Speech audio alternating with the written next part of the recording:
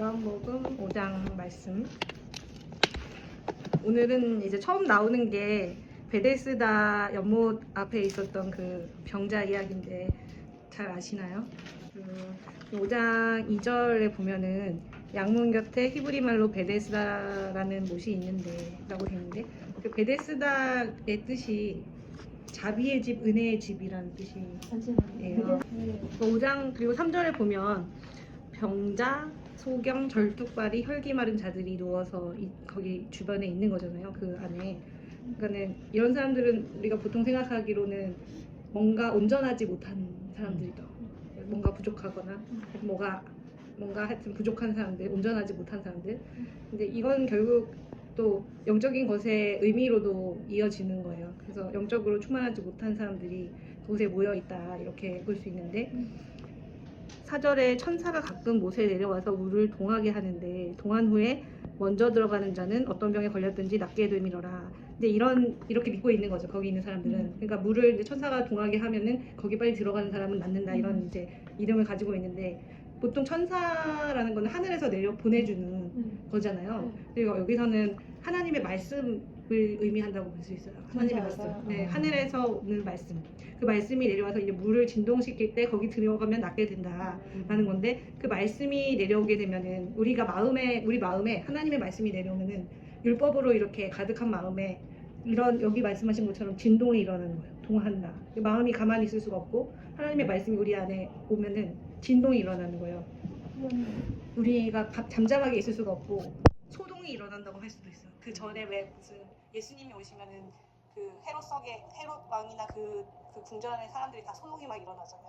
그런 것처럼 소동이 일어나가지고 잠잠할 수가 없는 거예요. 그러니까 그리스도가 우리 안에 오시면은 그리스도께서 머리 대시려는 작업을 하시기 때문에 진동이 일어나는 그런 일이 일어날 수밖에 없고, 율법이 그렇게 진동되어서 이게 우리의 심령 골수를 찔러 쪼갠다는 표현이 있잖아요. 왜 하나님 말씀을 우리 심령 골수를 찔러 쪼갠다, 이 말씀에 검이 된다는 거잖아요.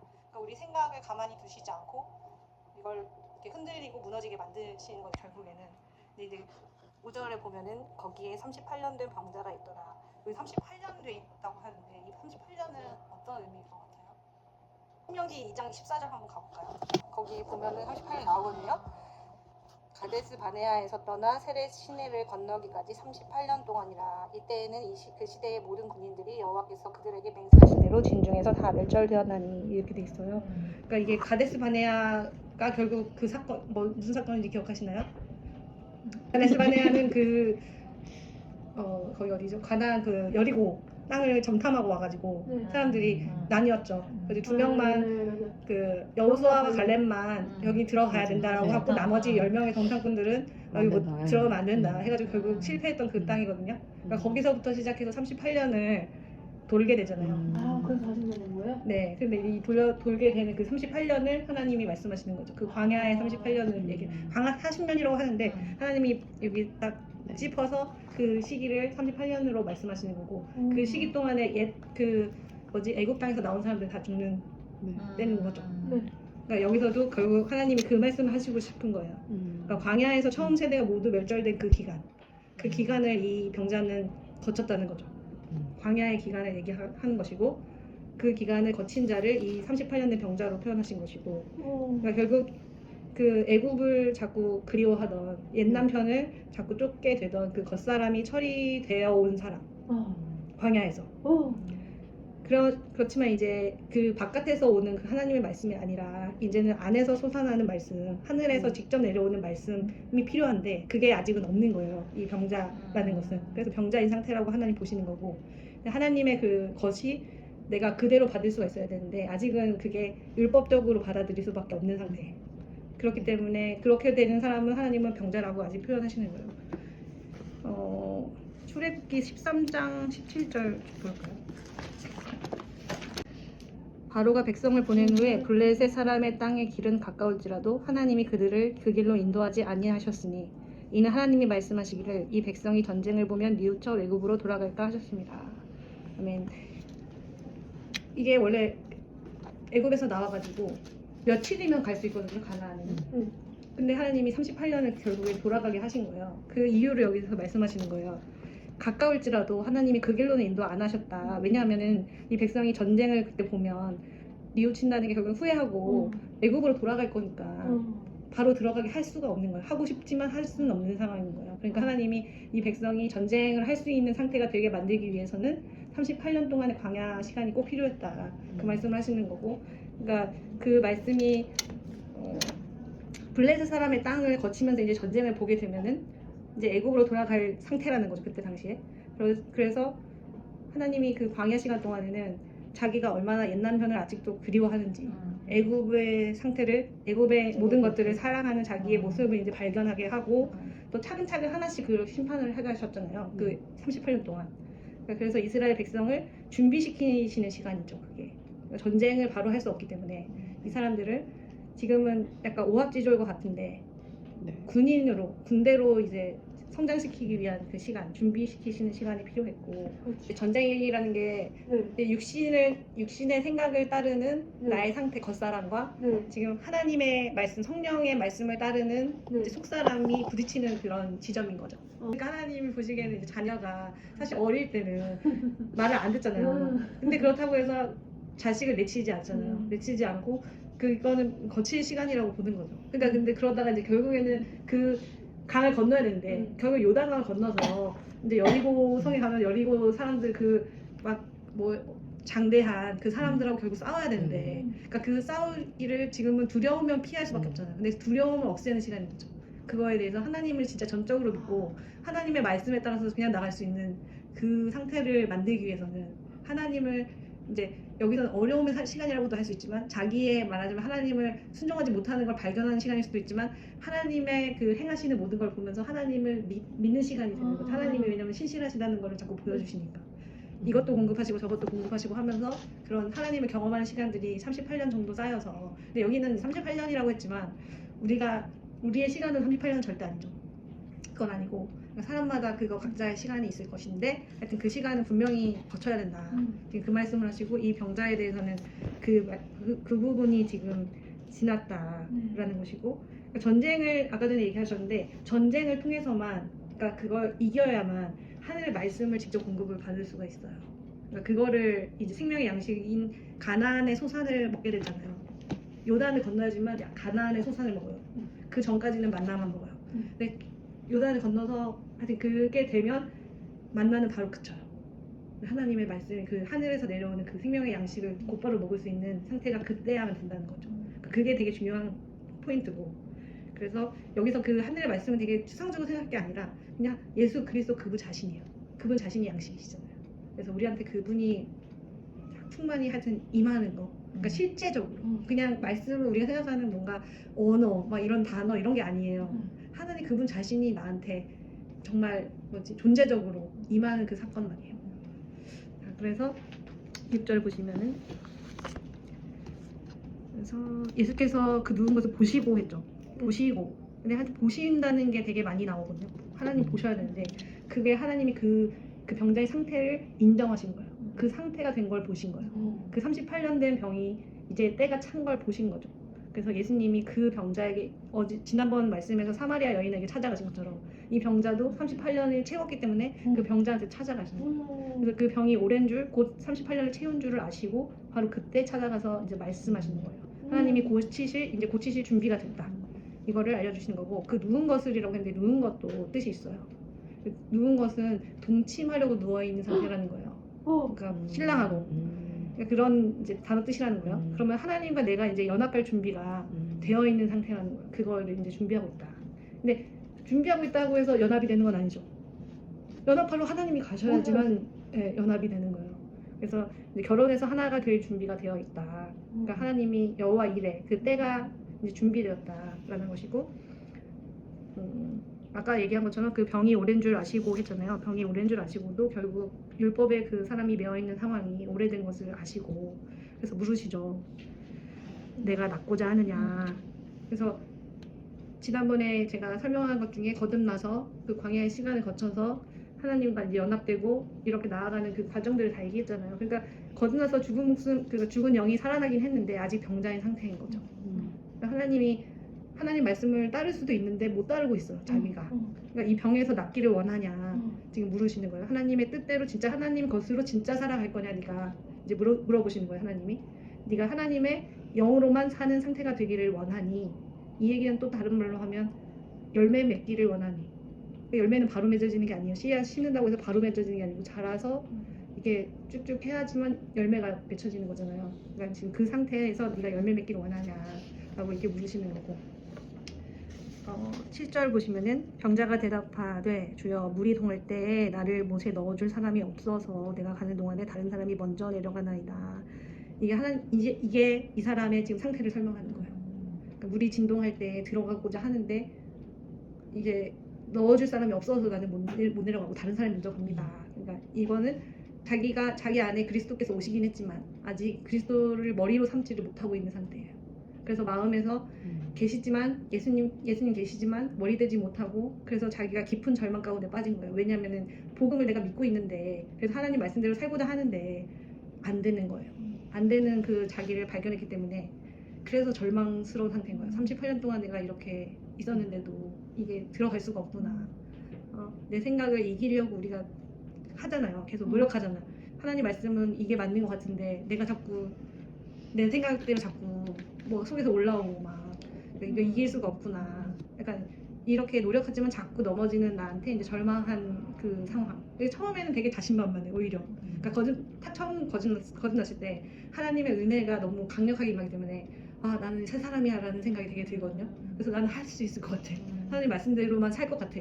진짜 그런 이제 자신이 있었는데 오히려 이게 점점 더 어려워지는 거예요. 내가 이거 안 되는구나 하면서 계속 절망을 하고 또 실패하면서 이제 계속 이 산을 넘었는데 또 다른 산이 있고 내가 이거는 시험을 거친 것 같은데 또 다른 시험이 나타나고 그러니까 그런 부분들이 계속 경험하면서 이게 광야의 시간인 거고 38년 동안 계속 반복해서 이 경험을 이제 하니까 하나님한테 이제 탄식하는 거죠. 이런 식으로 나는 정말 저기 누가 넣어줘야 되는데 제가 진짜 이제는 못합니다. 그러니까 내가 할 수 있을 것 같았는데 처음에는 이제는 제가 못 들어가고 누가 넣어줘야 되는데 다른 사람들이 먼저 가고 나는 못 들어갑니다. 그래서 나는 정말 안 됩니다. 내 힘으로는 안 됩니다. 그러니까 이 고백을 한 거죠. 지금 병자는 하나님 앞에서. 그러니까 이제 예수님이 이제 오신 거고 그래서 예수님께서 말씀하시기를 일어나 내 자리를 들고 걸어가라 하시죠. 그래서 일어나라는 게 이제 히브리어로 쿰이잖아요. 달리다궁 할 때 그 쿰이잖아요. 쿰이 이게 그냥 단순히 일어난다기보다는 하나님하고 이제 연결되는 그 상태를 얘기하는 거예요. 하나님과 연합되는 그 상태. 하나님이 머리 되어서 우리의 머리 되어서 연결이 되는 거예요. 이제 하나님하고 내가. 그러니까 그거를 다른 표현으로 하면은 예수님의 어떤 생애로 표현하면 승천과 같아요. 하나님이 머리 되시는 사건. 그래서 내 자리를 들고 걸어가라는 하나님과 연결된 그 상태대로 그 모습으로 살아가라. 다른 차원에 지금까지 율법으로 살아가던 이 모습 말고 하나님의 말씀으로 하나님이 머리 된 그 상태에 하늘의 원리로 살아가라. 계속 살아가라. 그리고 자리를 들고 하잖아요. 들고. 5장 9절. 그 사람이 곧 나와서 자리를 들고 걸어가니라고 이 사람 이루어졌어요. 근데 그렇게 됐는데 이날은 안식이니.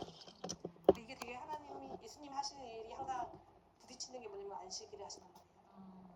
다른 복음서에도 많이 나오는데 그러니까 안식일이 예수님이 이렇게 하시는 이유는 안식일의 참 뜻을 잘못 알고 있기 때문에 그 유대인들이 그거를 가르쳐 주시기 위해서 특별히 그렇게 하신 거죠.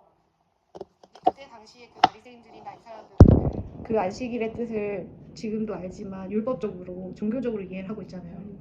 그 안식일에 뭔가 아무 일도 하지 않는 것만 중요하다고 생각하는 거잖아요. 근데 이제 그게 인식이 바뀌어서 진리가 돼야 된다. 종교에서 진리로 넘어가야 된다. 그 예수님은 길이요 진리요 생명이잖아요. 그러니까 이 상태에서 이게 변화되면 예수님이 우리 머리 되시면은 우리가 진리로 살아갈 수 있는 상태가 되는 거예요. 종교적으로 율법적으로 살아가는 게 아니라 진리로 살아가는 거.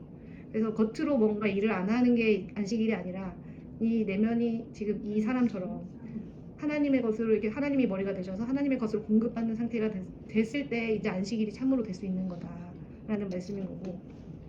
그래서 그분하고 이제 하나님이 나의 머리가 되셔가지고 살아가는 모든 날은 그냥 안식일인 거예요. 그러니까 이 7일 중에 하루만이 아니라 모든 날이 안식일인 것이다.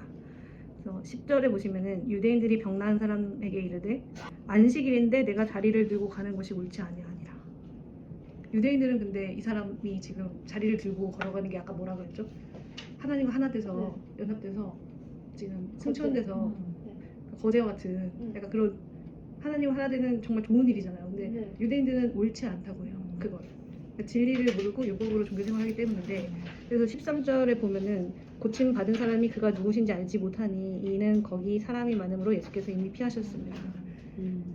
이제 율법에서 이제 종교에서 벗어나서 이제 진리를 알게 된 사람은 이제 하나님 말씀, 자기 힘이 아니라 하나님 말씀으로 이제 그걸 경험한 거잖아요. 네. 근데 경험은 했어. 내가 경험은 알았어요. 근데 아직 그게 무엇인지 그 실체는 당시에는 알지 못해. 그러니까 뭔가 내 안에 일어나는데 그 원리가 뭔지는 아직은 확실치는 않은데, 14절 보면은 예수께서 그 후에 또 성전에서 그 사람을 만나서 이르시되 보라 내가 나았으니 더 심한 것이 생기지 않게 다시는 죄를 범치 말라 하셨죠. 그러니까 다시 예수님이 나타나서 만나주세요, 그 사람을. 그래서 분명히 하나님이 만나서 알려주시고 그때 계시를 해주시는 거죠.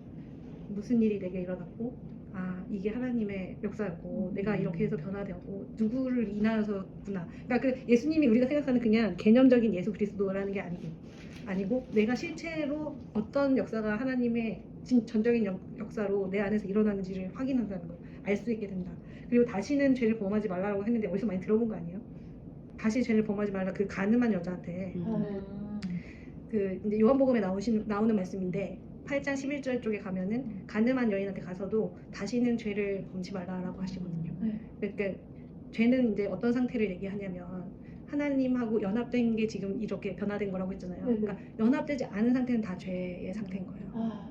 그러니까 내가 그러니까 이거는 그냥 단순히 무슨 죄를 짓고의 문제가 아니라, 네 이게 뭐 예수 그리스도가 네 머리가 됐으니까 이제 다시는 예전의 것으로, 그러니까 네 몸을 따르든지 하여튼 그 세상의 것을 따르든지 이런 식으로 돌아가지 말라는 뜻이에요. 그러니까 예수님의 그것으로 계속 채워진 상태로 하나님 안에 거하는 상태를 계속 유지해라, 그 말씀을 하시는 거고. 그렇죠. 그 다음에 15절 보시면은 그 사람이 유대인들에게 가서 자기를 고친 이는 예수라 하니라. 이때 이제 가서 얘기를 하는 거야. 그 사람들이 물어봤는데 처음엔 몰랐죠. 근데 이제 율법에 아직 있는 사람들이죠. 그 듣는 사람들은, 유대인들은 그 율법에 아직 남아있는 사람들한테 진리를 이제 전하게 돼요. 자기가 알게 된 진리를. 이제 그런데 16절 보면은 그러므로 안식일에 이러한 일을 행하신다 하여 유대인들이 예수를 핍박하게 된지라. 근데 들은 사람들이, 아직 율법에 있는 사람들은 받지를 못해요. 아직 그때가 되지 못한 사람들. 아까 얘기한 대로 38년이 지나야 받을 수 있는데 아직 그때가 되지 않은 율법에 있는 사람들은 진리를 전하면 오히려 부정하고 핍박하죠. 그래서 받아들이지 않고 오히려 배척하고 이단이라고 하고 그렇게 된다는 거예요. 이거는 차원의 다른 문제이기 때문에 그 말씀을 받을 준비가 안 된 사람들한테는 이거는 이단의 말밖에 안 돼요. 17절에 예수께서 저희에게 이르시되 내 아버지께서 이제까지 일하시니 나도 일한다 하시네. 그래서 이제 아버지께서 지금까지 계속 이제 좀 차원이 다른 얘기를 하고 있는 거 진짜로. 유대인들은 이 안식일에 쉬어야지 무슨 일을 하냐 이런 건데, 지금 이 예수님이 말씀하시는 거는 아버지께서 이제까지 일하신다는 거는 참된 안식을 위해서 아버지는 계속 일하시는 거예요. 그 완전히 창조의 일을 끝내셨을 때 안식하시잖아요. 7일째. 그것처럼 어떤 사람 안에서 그 구원의 안식에 완전히 들어갈 때까지는 계속 일하시는 거예요. 그래서 지금 완전한 그 안식을 위한 일을 아버지께서 계속 하고 계시고, 그러니까 안식일이라고 해서 참 안식이 아니라 진짜 하나님과 연합해서 하나 돼서 사랑을 온전히 이룰 때가 참 안식인 거니까 그때까지는 하나님 계속 일하신다. 그러니까 형식적인 안식일에도 하나님은 그거하고 상관없이 계속 일하신다는 거예요. 아버지께서 일하니까 나도 일한다는 건 아버지하고 나는 하나라는 뜻하고 똑같은 거죠. 그러니까 나는 예수님은 하나님이신 거죠. 여기서도 정확하게 얘기하고 계세요. 그래서 19절에 보면은 그러므로 예수께서 저희에게 이르시되, 여기서부터 예수님 말씀인데 내가 진실로 진실로 너희에게 이르노니, 이런 말씀 되게 많이 나오잖아요. 진실로가 무슨 뜻인 것 같아요? 진실로를 우리가 그냥 진짜 뭐 이런 정도로 생각하는데 아멘하고 같은 뜻인 거예요. 네, 아멘하고 같은 뜻이에요. 히브리 말로는. 그러니까 아멘하고 같은 뜻인데, 근데 반드시 이렇게 된다는 뜻인데, 그러니까 그게 그냥 단순히 어떤 눈에 보이는 일들이 아니라 존재의 문제인 거예요. 그 사람의 존재가 반드시 그렇게 된다. 예수님이 말하는 그 구원의 상태로 반드시 그렇게 된다. 예라는 얘기 있잖아요. 고린도후서 잠깐 가볼까요? 고린도후서 1장 18절인데 하나님은 미쁘시니라 우리가 너희에게 한 말은 예하고 아니라 함이 없노라, 이렇게 되어 있는데, 예쁘시다는 게 믿음직스럽다는 거잖아요. 아, 믿으실 만한 분이다. 그러니까 우리가 신뢰할 만한 분이다. 음. 그러니까 우리가 너희에게 한 말은 예밖에 없다는 거죠. 아니라는 건 없는 거예요. 네. 거기서 그 예도 결국 아멘과 같은 뜻인데, 네. 그러니까 그건 존재의 의미라는 거예요. 하나님과 하나 되는 거. 아들은 아버지 그리고 그러니까 지금 우리가 중요한 거는 하나님 그 밑에도 걔도 보면은 우리 곧 나와 실로아노와 디모데로 말미암아 너희 가운데 전파된 하나님의 아들 예수 그리스도는 예하고 아니라 함이 되지 아니하였으니 저에게는 예만 되었느니라. 하나님의 약속은 얼마든지 그리스도 안에서 예가 되니 그런즉 그로 말미암아 우리가 아멘하여 여기 둘 다 나오죠. 예 아멘 나오죠. 아멘하여 하나님께 영광을 돌리게 되느니라. 그러니까 이거는 상태의 문제라는 거예요. 예수 그리스도와 우리가 연합이 되는 그 상태가 되면은 우리가 아멘이 되는 거예요. 하나님하고 우리 안에 예가 되고 아멘이 돼서 우리로 통해서 하나님이 영광을 돌리게 되는 거예요. 하나님께 영광을. 이제 그 상태를 얘기하는 거고. 잠깐만 이거 좀. 아까 다시 앞으로 돌아오면 그래서 그만큼 이제 예수님이 뭔가 이런 구원에 중요한 말씀을 하실 때 이게 진실로 이 말씀 꼭 하세요. 아멘 아멘 하시고 그다음에 아들이 아버지 하시는 일을 보지 않고는 아무것도 스스로 할 수 없나니 아버지께서 행하시는 그것을 아들도 그와 같이 행하느니라 라고 하셨는데 아들은 아버지의 것을 그대로 나타내시는 분이라는 뜻이잖아요. 그대로 하시는 혼자서 스스로 하시는 게 아니라. 근데 우리도 뭐라고 하죠? 하나님의 아들이라고 하죠. 자녀, 아들. 우리도 아들 되게 하시거든요. 그러니까 아버지 것으로만 충만하신 거고 예수님이. 그리고 그것 외에는 하나님의 것 외에는 무엇도 그 나머지 뭔가 다른 건 존재하지 않는 상태시라는 거예요. 예수님은. 그러므로 그렇기 때문에 하나님을 아버지의 뜻을 벗어나서 스스로 하시는 일이 없다. 그런 뜻이고 그러면 우리도 결국 그 상태까지 가기를 원하시는 거죠. 아버지 뜻은 아들과 같이 그 아들이 된 우리도 그 상태가 되길 바라시는 거예요. 20절부터 보시면 아버지께서 아들을 사랑하사 자기 행하시는 것을 다 아들에게 보이시고 또 그보다 더 큰 일을 보이사 너희로 기이히 여기게 하시리라. 그리고 이렇게 쭉 읽어보시면 제가 한번 읽을까요? 아버지께서 죽은 자들을 일으켜 살리심 같이 아들도 자기의 원하는 자들을 살리느니라. 아버지께서 아무도 심판하지 아니하시고 심판을 다 아들에게 맡기셨으니 이는 모든 사람으로 아버지를 공경하는 것 같이 아들을 공경하게 하려 하심이라. 아들을 공경치 아니하는 자는 그를 보내신 아버지를 공경치 아니하느니라. 내가 진실로 너희에게 이르노니 내 말을 듣고 또 나 보내신 이를 믿는 자는 영생을 얻었고 심판에 이르지 아니하나니 사망에서 생명으로 옮겼느니라. 여기도 진실로 나오는데 그 아멘 하는 말씀이 또 나오는 거고, 그러니까 죽은 것은 어떤 거 상태인 거예요. 여기서 죽은 거라고 하는데 하나님의 생명이 없는 거. 그냥 생명은 그냥 단순한 그런 생명이 아니라 하나님의 생명을 영생이라고 하는데 그 하나님의 생명이 없는 것. 다른 말로 표현하면 그리스도께서 우리 머리가 안 되시면 우리 죽었잖아요. 죽은 상태인 거죠. 그래서 사망에서 생명으로 옮기는 것은 거기서 그래서 사망에서 생명으로 옮겼다고 했는데 그거는 아들을 통해서 그 일이 일어나는 거예요. 다른 방법이 없고 오직 예수님을 통해서만. 그렇죠. 그래서 아들이 찾아와서 그 음성을 들려주면은 그 음성을 듣고서 살아나는 거예요. 모든 사람은 다 그런 거예요. 그래서 이 병자도 결국 찾아오셔가지고 음성을 들으니까 살아나는 거잖아요. 그러니까 그런 취지로 말씀을 하신 거고 28절로 가보면은 그러니까 거기 보면은 그 예수님이 이제 예수님한테 심판하는 권세를 줬다는 얘기인데 이 일을 기이히 여기지 말라. 무덤 속에 있는 자가 다 그의 음성을 들을 때가 오나니 선한 일을 행한다는 생명의 부활로 악한 일을 행하자는 심판의 부활로 나오리라. 이거는 이제 이거 역시 이중적인 의미가 있어요. 당연히 마지막 때에 예수님 오시면은 믿는 자들은 생명의 부활로 나올 것이고 믿지 않고 죽은 사람들은 당연히 심판의 부활로 나오겠죠. 여기 심판의 부활로 이렇게 써 있는데 이제 이게 그런 뜻도 당연히 있지만 이중적으로 하나님 이제 안에 거하는 자란 이제 선한 일이라는 건 여기서 선한 일은 이제 뭐 우리가 생각하는 그 착한 일이 아니라 선한 일은 하나님과 하나 된 거잖아요. 선하다는 거는 하나님만 선하다고 우리 성경에 나오죠. 그러니까 다른 하나님 밖에서의 무슨 어떤 일도 선하지 않아요. 그러니까 하나님 안에서 행한 모든 일이 선한 건데 그럼 하나님 안에 거한 자 선한 일을 행한 자는 하나님 안에 거하는 자를 얘기하는 거고 악한 일을 행하는 자는 하나님과 분리되어 있는 자를 얘기하는 다른 말이에요. 그냥 똑같은 얘기예요. 그러니까 그런 사람들인데 그럼 아까 얘기한 마지막 때 부활 때를 얘기하는 것하고 동시에 우리 안에서 일어나는 사건을 또 얘기하는 것이죠. 그래서 하나님을 따르는 속사람은 살 것이고 생명을 얻을 것이고 영원한 생명을 얻을 것이고 하나님과 분리된 겉사람은 심판받을 것이에요.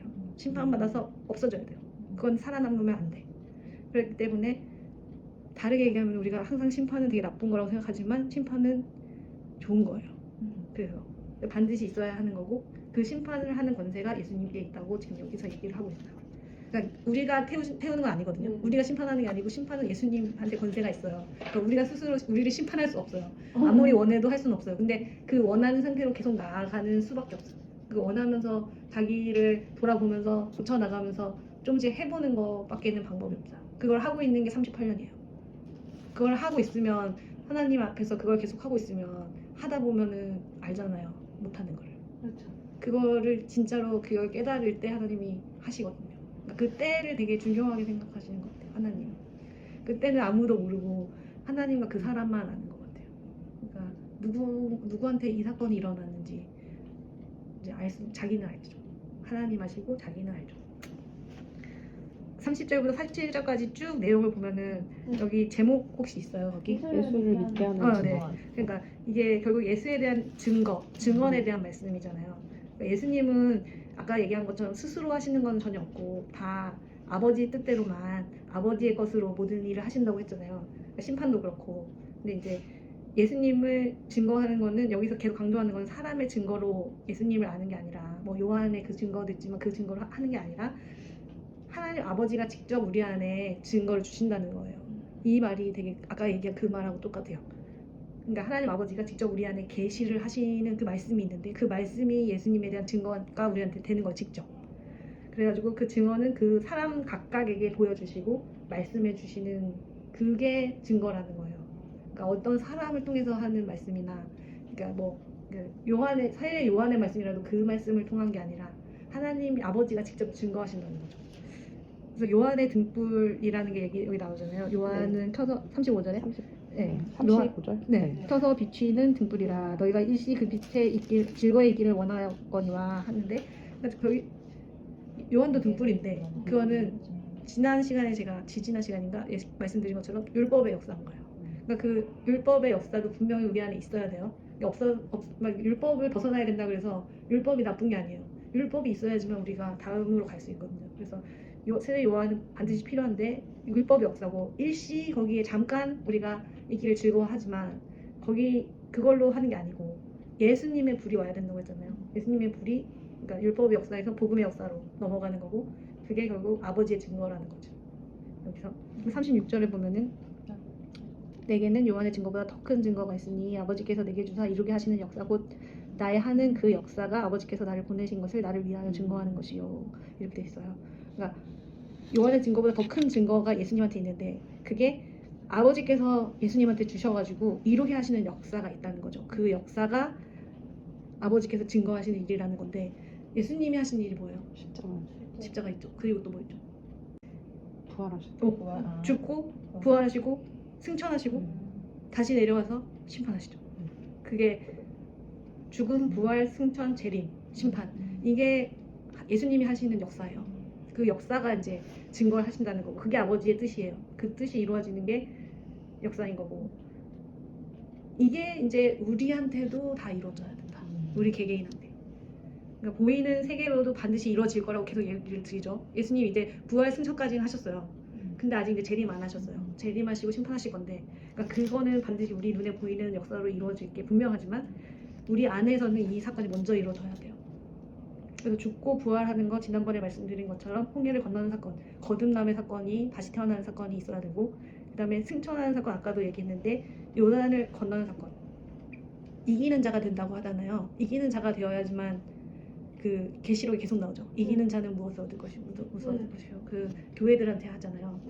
그 교회들은 사실은 예수님 모르는 사람들 아니잖아요. 근데 교회들한테 이기라고 계속 하거든요. 그러니까 그 교회에 있는 사람들이 이기는 자가 되는 게 결국엔 요단을 건너는 사건이 될 것이고 그 사람들이 휴거 백성이 될 거예요.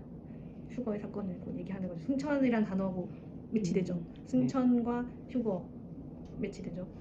내가 아직 내 생각을 아예 다 이길 수 있다, 완전히 이길 수 있다가 아니더라도 하나님이 일단 우리를 지배하시는 이제 통치하실 수 있는 상태가 되면 돼요.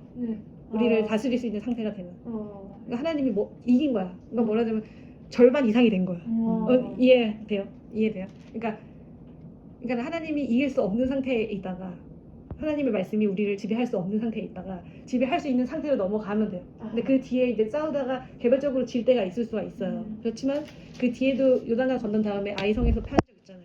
그러니까 그런 식으로 그럴 수 있지만 그렇지만 그 존재 자체는 변한 거예요. 그 사람이 그 이기는 자로 하나님 이기는 자라고 여겨주시는 거죠.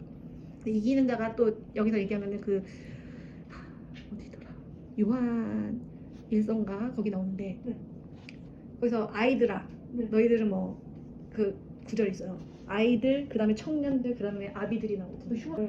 그 이기는 자는 요단을 건넌 이기는 자들 그 사람들이 청년들이에요. 그러니까 아직은 아비의 단계가 또 있어요. 그러니까 하나님 계속 단계별로 얘기하시거든요. 그것도 궁금해. 그 비슷해요. 그러니까 결국에는 지금 그 앞단계 얘기하는 건데 어쨌든 청년의 단계는 돼야 슈거 백성이라든가 그러니까 그 단계가 있죠. 아직 아이들 단계는 좀 더 훈련 받아야 되잖아요. 그러니까 그런 이제 하나님이 나누고 계신다 그 단계를. 그래서 재림은 아까 그래서 이제 이어서 설명하면 죽고 부활되는 부분이 거듭남이라고 하면은 승천이 그 이기는 자의 부분이고 그다음에 재림하시는 사건이 가나안에서의 전쟁 다스리는 사건 내려와서 심판하시면서 다스리시잖아요. 거기 가나안을 다 정복해 버리시잖아요. 그러니까 다 멸해 버리시는 하나님의 생각과 어긋나는 생각들을 다 쳐부시시는 시간이 오는 거죠.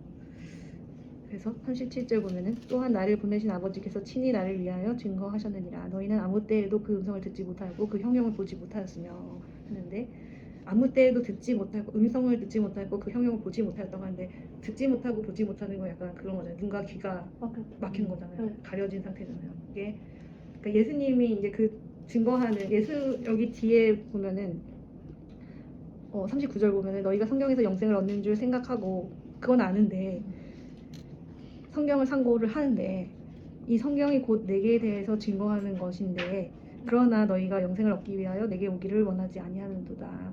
그러니까 이 아무 때에도 음성을 듣지 못하고 보지 못하는 이 상태는 이 상태인 거예요.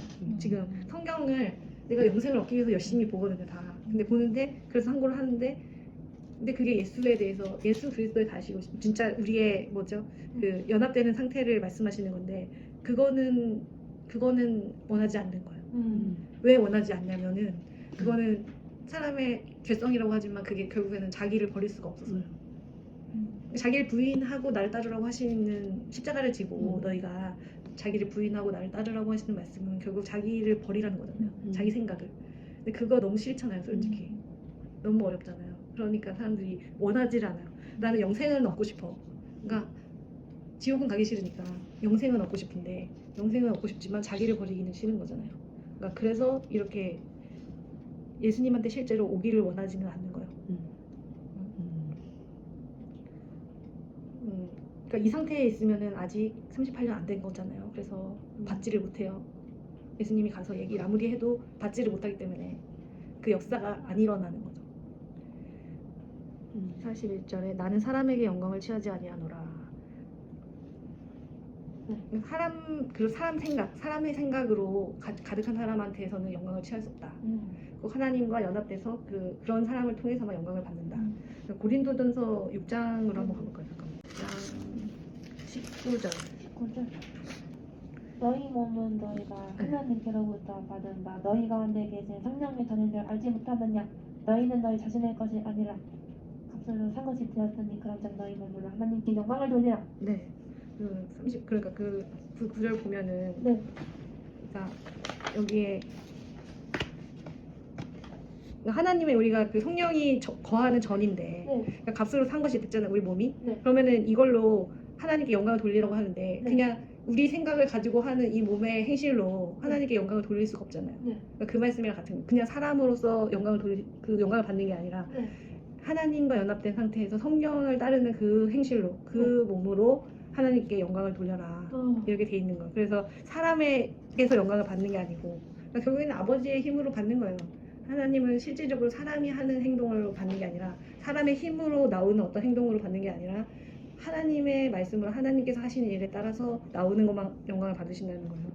그래서 다시 돌아가서 5장 42절 보면은 다만 하나님을 사랑하는 것이 너희 속에 없음을 알아노라. 그러니까 여기서 사랑하는 게 우리가 보통 그냥 사랑한다 그러면은 감정적인 걸 많이 생각을 하는데 사랑 여기서 하나님이 말씀하시는 사랑은 감정이 아니에요. 제가 계속 얘기하는 것처럼 사랑은 결국 연합을 얘기합니다. 하나님하고 하나 되는 거. 하나님과 하나 됐기 때문에 사랑이에요. 하나님 마음. 네, 하나님 그대로 내가 하나님을 채워졌으니까 하나님을 사랑하죠. 그 존재의 문제를 계속 얘기하시는 거예요. 어떤 사람의 감정이나 사람의 힘으로 하는 어떤 걸 얘기하는 게 아니라 내가 존재가 그렇게 변했기 때문에 하나님과 연합이 됐기 때문에 저절로 나오는 거고 그래서 감정이 당연히 변하죠. 근데 감정이 변하는데 그거는 결과적인 문제지 어떤 그거가 위주가 아니라는 거예요. 존재의 문제. 우리가 이제 아들로 만들어지면 그게 사랑인 거고 지난번에도 하나님이 나한테 연합돼서 가득 차면 그게 하나님이 사랑이기 때문에 우리가 사랑이라고 했잖아요. 그러니까 그게 사랑이고 하나님도 사랑하는 거고 이웃도 당연히 사랑하죠. 왜냐면 하나님이 우리 안에 가득하니까. 자, 43절에 나는 내 아버지의 이름으로 왔음에 너희가 영접지 아니하나 만일 다른 사람이 자기 이름으로 오면 영접하리라. 이거 무슨 뜻 같아요?